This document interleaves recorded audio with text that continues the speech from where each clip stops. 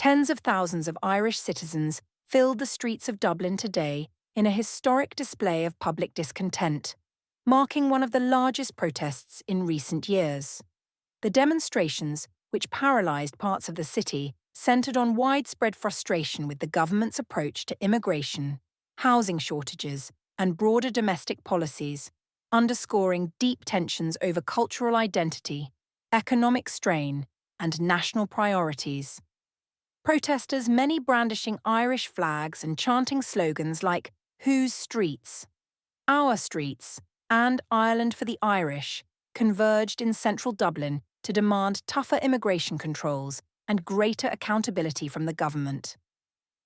Demonstrators voiced concerns over what they perceive as unchecked immigration, arguing it has exacerbated Ireland's housing crisis and strained public services, while some criticised the government for prioritising international issues over citizens' needs.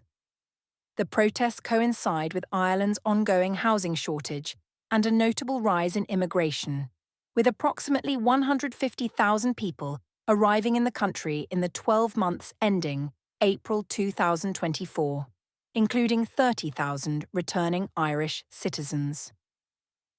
Some protesters also pointed to the government's recognition of Palestine as a state as a sign of misplaced focus amid domestic challenges.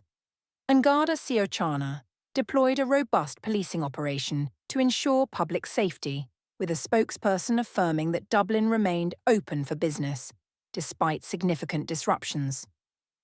Traffic updates were shared publicly, and Gardaí encouraged citizens to seek assistance from officers. While no major violence was reported, the sheer scale of the protest caused considerable traffic delays across the city centre.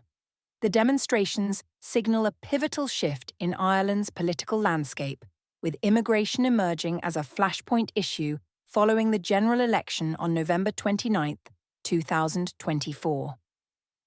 Major parties, including Fine Gael, Fianna Fáil, and Sinn Féin, have proposed reforms to the immigration system, ranging from establishing a dedicated agency to introducing means-tested contributions for asylum seekers.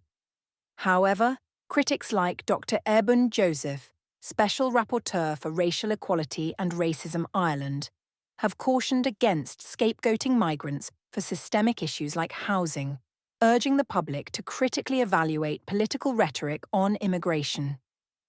While many protesters framed their grievances as a defence of Irish heritage and economic stability, some faced accusations of echoing far-right sentiments, with calls to deport certain groups or curb immigration based on unfounded claims.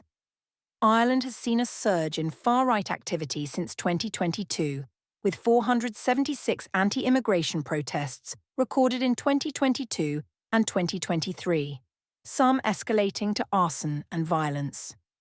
Today's protests highlight the challenges confronting Ireland's coalition government, led by Taoiseach Micheál Martin, since January 2025, as it grapples with mounting public frustration. As the crowds dispersed, their message resonated clearly. Many Irish citizens feel overlooked, and the debate over immigration and national priorities remains unresolved.